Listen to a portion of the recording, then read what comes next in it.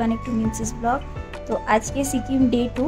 তো আমি তোমাদেরকে দেখাবো এখানে পরিবেশ কেমন কি। আমরা এসেছি ব্রেকফাস্ট করতে, তো সবটাই শেয়ার করব।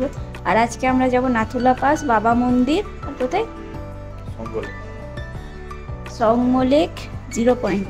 তো এইগুলো আজকে আমরা কভার করব। তো সেই জার্নিটাও আমি তোমাদের সাথে শেয়ার করব। দেখতে থাকো কানেক্ট টু মিনসিস ব্লগ আর সাবস্ক্রাইব করে পাশে নিয়ে বসে গেছি। আলুর পরোটা, দই, স্যান্ডউইচ, সস, আচার, জুস আর ডিম নিয়েছি। রেস্টুরেন্ট সুন্দর, এখানে বুফেতে সমস্ত কিছু রাখা আছে, ওই সাইডে বার আছে। ফার্স্ট করে আমরা বেরিয়ে পড়েছি আর আমরা যাচ্ছি, প্রথমে যাব নাথুলা পাস, তারপর যাব ছাঙ্গু লেক বা সংমু লেক, আর মাঝে বাবা মন্দিরটা ঘুরে নেব। তো এখন দেখতেই পাচ্ছ বেরিয়ে পড়েছি আমরা সবাই। আর সিকিমের রাস্তা দিয়ে এখন আমরা যাচ্ছি নাথুলা পাস। তো নাথুলা পাস যাওয়ার আগে এখানে আগে পারমিশনটা নিতে হবে, ওটা নিয়ে তারপরে রওনা দেব।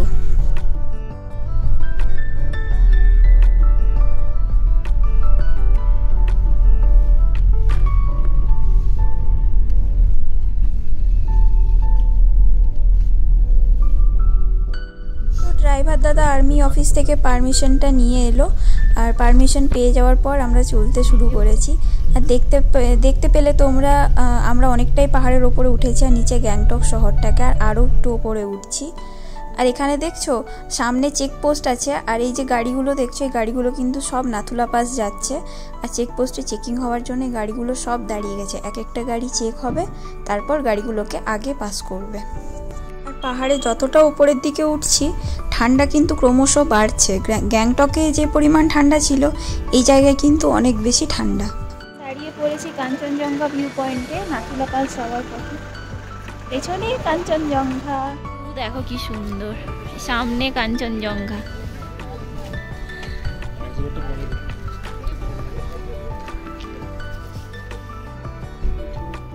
সুন্দর।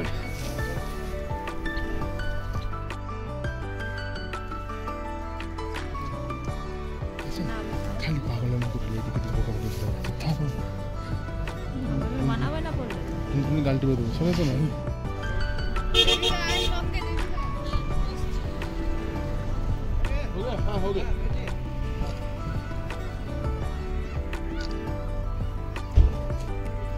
করে দেখাচ্ছি।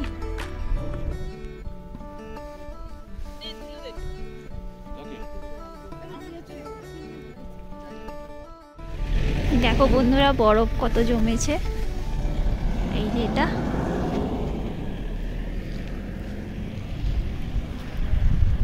কাঞ্চনজঙ্ঘা। আমি একটু ধরবো।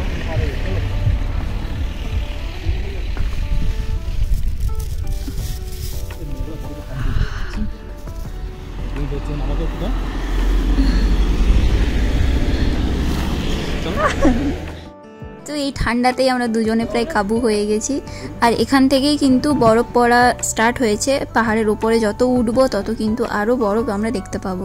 তো আমরা এখন যে নাথুলা পাসে যাচ্ছি, এই নাথুলা পাস হচ্ছে হিমালয়ান ডংকিয়া রেঞ্জের একটা গিরিপথ। তো এই গিরিপথ সিকিম আর পশ্চিমবঙ্গকে চুম্বি নিম্ন উপত্যকাতে যুক্ত করেছে। আর এই নাথুলা পাসের অল্টিটিউড হচ্ছে প্রায় 14,000 ফুট। আর এই নাথুলা পাস কিন্তু ইন্ডিয়ার সাথে চায়নার বর্ডারও শেয়ার করে। তো এটা একটা ইন্টারন্যাশনাল বর্ডার। আর 19 শতক থেকে 20 শতকের শুরু অবধি এই নাথুলা পাস ছিল ব্রিটিশ সাম্রাজ্যের ট্রেড রুট। এই নাথুলা পাস থেকে কিছুটা দূরে আছে বাবা মন্দির, সেটা হচ্ছে বাবা হরভজন সিংয়ের মন্দির। তো ওখানে ওনার নামে মন্দির স্থাপিত হয়েছে। আর হরভজন সিং ছিলেন ইন্ডিয়ান আর্মির একজন অফিসার। তো উনি ওনার ডিউটি করতে করতে গিরিখাতে পড়ে মারা গেছিলেন। তো সেই নিয়ে একটা স্টোরি আছে, তো ওই স্টোরিটা আমি একটু পর শেয়ার করব। তো তোমরা প্লিজ ভিডিওটা দেখো। আর এখন দেখতে পাচ্ছ আমরা কতটা উপরে চলে এসেছি। নিচে যে যেখানে বললাম তোমাদেরকে যে এই ওপরের পাহাড়গুলো কত সুন্দর, ওখানে যেতে মন চাইছে, আমরা কিন্তু সেই পাহাড়টার মাথাতেই চলে এসেছি। আর এই পাহাড়টার গায়ে কত বরফ জমেছে দেখেছো, কেউ মনে হচ্ছে যে তুষারের চাদর কেউ বিছিয়ে দিয়েছে। আর ওই বরফের মধ্যে যখন সূর্যের আলোটা পড়ছে তখন বরফগুলো এত শাইন করছে, দেখে মনে হচ্ছে ঠিক রুপোলি চাদর বিছানো। আর যাবার পথেই আমরা একটা ঝর্ণার কাছে দাঁড়িয়েছি। তো এই ঝর্ণার সাথেই এখানে কিছু হোটেল ছিল। তো ড্রাইভার দাদা বলল এখান থেকে দুপুরের লাঞ্চটা অর্ডার করে যেতে, আর অর্ডার না করলে ফেরত আসার সময় আর লাঞ্চ পাওয়া যাবে না। তাই আমরা এখানে দাঁড়িয়ে দুপুরের লাঞ্চ অর্ডার করলাম। আর এই যে শুগুলো দেখছো, স্নিকার শুগুলো, এখান থেকে আমরা কিন্তু রেন্টে নিয়ে নিয়েছি। আর আবার যাত্রা শুরু করেছি নাথুলার উদ্দেশ্যে। আর রাস্তা থেকে দেখা যাচ্ছে মঞ্জু লেক এটা। তো দেখতেই পাচ্ছ যে জল একদম পুরো বরফ হয়ে জমে গেছে। এখানকার টেম্পারেচার এখন -8 ডিগ্রি মতো। আর নাথুলা পাসে গিয়ে সেটা -11-12 হয়ে যাবে, কারণ নাথুলা পাস আরও একটু ওপরে আছে। তো দূরের ওই পাহাড়গুলোকে দেখছো, ওই পাহাড় ডিঙিয়ে কিন্তু আমরা এই ওপরটাতে এসছি। তো এখনও আমরা নাথুলা পাস থেকে প্রায় 10 কিলোমিটার দূরে আছি, মানে আরও 10 কিলোমিটার ওপরে যদি আমরা উঠি তাহলে নাথুলা পাসে আমরা কিন্তু পৌঁছতে পারবো। তো ততক্ষণ তাহলে আমার সাথে এই দৃশ্যগুলো এনজয় করো আর দেখতে থাকো ভিডিওটা।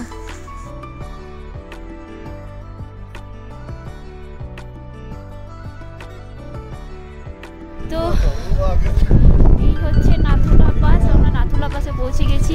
এই ওপরে দেখো এতটা লাইন, আর এখানেও বরফ জমে আছে, সবাই বরফ খেলছে। আমরাও ঘুরেছি। এই যে আমার বড় বরফ নিয়েছে, সুন্দর জায়গা।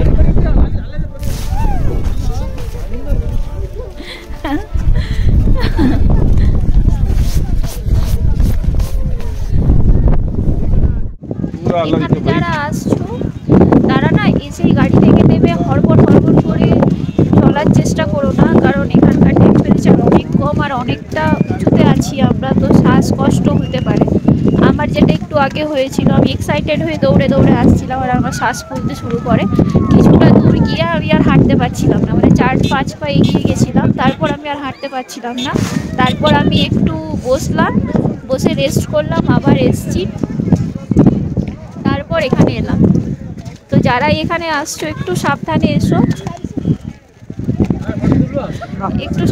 এসো, আর সাথে কর্পূর নিয়ে এসো। কর্পূরটা কিন্তু লাগবে, কর্পূরটা সাথে করে নিয়ে আসবে। তো চলো এবারে নাথুলা পাস যাই। নাথুলা পাসে আমরা গিয়েছিলাম, ওখানে ভিডিও করা, ফটো তোলা মানা ছিল, ওই জন্য ভিডিও ফটো ওখানে কিছু নিইনি। তো আমরা এখানে চলে এসেছি, এবার আমরা নিচের দিকে যাচ্ছি। পুরোটাই কিন্তু বরফ দিয়ে মোড়ানো এই জায়গাটা। আর এখানকার টেম্পারেচার হচ্ছে -11 ডিগ্রি। আমরা অনেকেই বলি যে রিটায়ারমেন্টের পর পাহাড়ে এসে থাকবো, তো এখানকার জীবনযাপন কিন্তু খুবই কঠিন। পাহাড়ে এসে ঘুরতে আসা আর পাহাড়ে লং টার্মের জন্য এসে থাকা, দুটোর মধ্যে কিন্তু অনেক পার্থক্য। কারণ এখানকার জীবনযাপন এরা সব সময় লড়াই করছে, কোনো কিছু রিসোর্সেস নেই, কোনো কিছু হয় না এখানে। যা হয় সমতল থেকে আমাদেরকে এখানে আনতে হবে। তো নাথুলা পাস থেকে আমরা বেরিয়ে গেছি, এখন যাচ্ছি বাবা মন্দির। আর বাবা মন্দির আছে 13,000 ফুট ওপরে, মানে নাথুলা পাস ছিল 14,000 আর এটা হচ্ছে 13,000, মানে 1000 ফিট নিচে আমরা নেমে আসব বাবা মন্দির দর্শনের জন্য। আর এই বাবা মন্দিরে যে মিস্ট্রি আছে সেটা হচ্ছে যে এই বাবা হরভজন সিং মৃত্যুর পরেও নাকি দেশকে সেবা দিয়ে যাচ্ছেন একজন বীর সৈনিকের মতো। এখনও পর্যন্ত ওনাকে বছরে একবার নিয়ম করে ছুটিতে পাঠানো হয় পাঞ্জাবের কাপুরথালায়। তো পশ্চিমবঙ্গের নিউ জলপাইগুড়ি স্টেশন থেকে ওনার নামে রিজার্ভেশন করা হয় ট্রেনে, আর সেই ট্রেনেই ওনাকে ওনার জিনিসপত্র সমেত তাকে বাড়িতে পাঠানো হয় ছুটির জন্য। আবার ছুটি শেষ হলে তাকে সময় মতো ফিরিয়ে আনা হয়। এবং মিটিংগুলোতে এখনও ওনার নামে কিন্তু একটা চেয়ার ছেড়ে রাখা হয়। আর 2006 সালে উনি নিজের কর্মজীবন থেকে বিরতি নিয়েছেন। কিন্তু এখনও ওনার নামে মন্দির আছে, ওনার লিভিং রুম, ওনার অফিস সবই কিন্তু বর্তমান। আর ইন্ডিয়ান ফ্ল্যাগ কীরকমভাবে উড়ছে দেখছো, কত দেখে কত মনটা ভরে যায়। আর এই হচ্ছে বাবা হরভজনজির মূর্তি, আর এইটা হচ্ছে মন্দির। এখানে ছোট্ট একটা মিউজিয়ামও আছে যেখানে সমস্ত কিছু গিফটস আইটেম পাওয়া যায়। তো তোমরা যারা যাবে ওখানে, তারা ওখানে নিজের প্রিয়জনদের জন্য কিছু গিফটস কিনতেই পারো। আর ওখানে আরেকটা জিনিস পাওয়া যায় যেটা হচ্ছে স্পিরিচুয়াল ওয়াটার। তো ওই স্পিরিচুয়াল ওয়াটারটাও অনেকেই বাড়িতে নিয়ে আসে। আর এখানে একটা ক্যাফেও আছে, তো ওখানে ক্যাফেতে টুকটাক কিছু খাবারও পাওয়া যায়। আর বাবা মন্দিরের ঠিক সাইডে কিন্তু একটা ভোলেনাথের মন্দির আছে, আর যার পাশে একটা ঝর্ণা আছে। তো ঝর্ণাটা এখন জমে গেছে, খুব ঠান্ডা এখানে, হাত পা গুলো জমে যাচ্ছে পুরো। কত ভিড় দেখো, আর ওয়েদারও ধীরে ধীরে খারাপ হয়ে আসছে। এখন ঠিক আছে, রোদ পড়ছে, কিন্তু আস্তে আস্তে খারাপ হচ্ছে। ব্লগ কেমন লাগছে সেটা আমাকে জানাও কমেন্ট সেকশনে। এরপর আমরা যাব ছাঙ্গু লেক। ছাঙ্গু লেক এটা পুরো বরফ পুরো জমে গেছে ছাঙ্গু লেকে। পাহাড়টাতেও বরফ, ওখানে রোপওয়ে আছে, রোপওয়েতে চাপবো। ছাঙ্গু লেকের পুরো বরফ পুরো জমে আছে।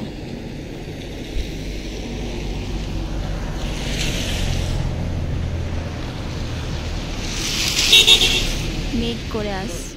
লেক আমরা এখানে এসছি এই মন্দিরটাতে, মেঘ করে আসছে।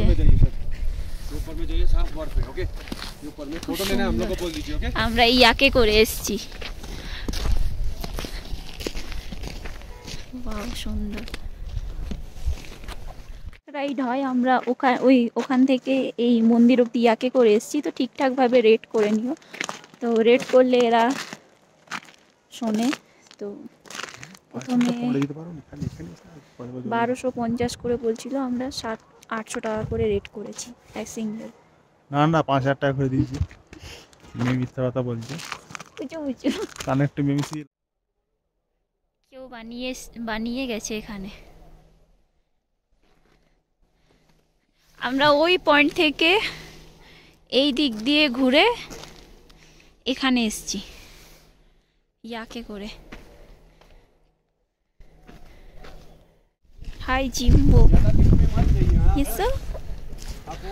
এবার আমরা যাব ওখানে।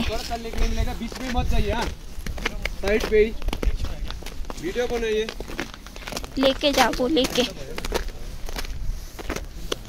পুরো ফ্রোজেন হয়ে গেছে, পুরো বরফ একদম।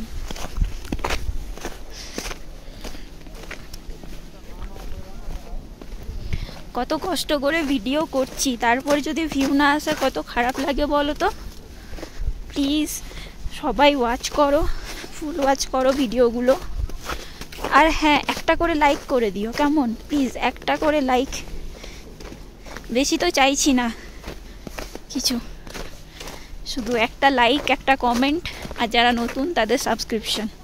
আর তো কিছু চাওয়ার নেই। বন্ধুত্ব হলে ভালো লাগবে, পরিবারটা বড় হবে। কানেক্ট টু মিমসি। আমরা চলে এসেছি লেকে। এই বেশি দূরে যেও না, এখানটাতেই ঠিক আছে। না উঠতে পারবে না গো, স্লিপ করে যাবে।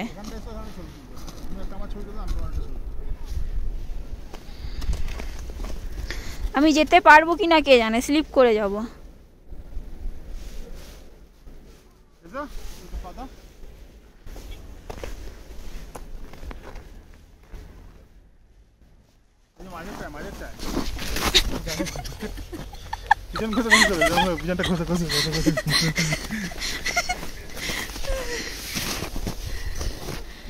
আমি পড়ে গেছি বরফে, সব বরফ দেখছো।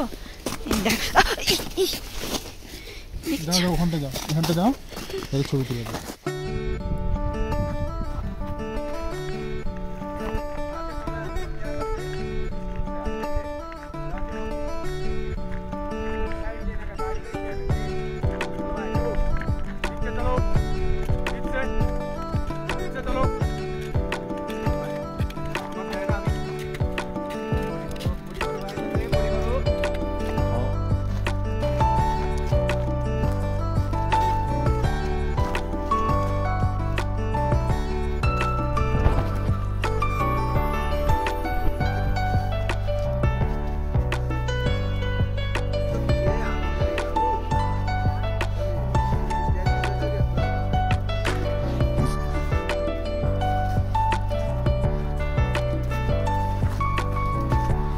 ପରେ ସାଙ୍ଗ କରିଦିନ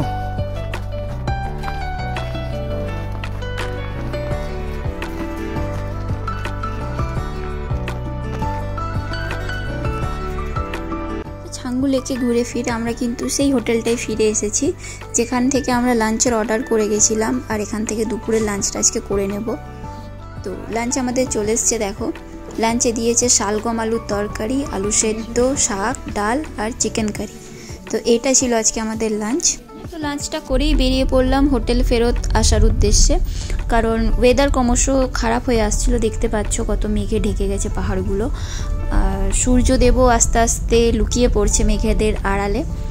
আর ওয়েদার খারাপের জন্য আমরা ওখানে রোপওয়েতে চাপিনি, কারণ খুবই শ্বাসকষ্ট হচ্ছিল। আর যিনি ওখানে অপারেটর ছিলেন উনি বললেন প্রায় 15,000 ফিট ওপরে রোপওয়েটা যাবে। তো সেই ভয়ে আর চাপলাম না, কারণ অক্সিজেনের সিলিন্ডার নিয়ে যেতে ভুলে গেছিলাম। তো যাই হোক, যদি ভিডিওটা ভালো লাগে লাইক কমেন্ট শেয়ার করে দিও, আর চ্যানেলে নতুন হলে সাবস্ক্রাইব করে দিও। আজকে আসি, আবার আসবো অন্য কোনো দিন অন্য আরেকটা ব্লগে।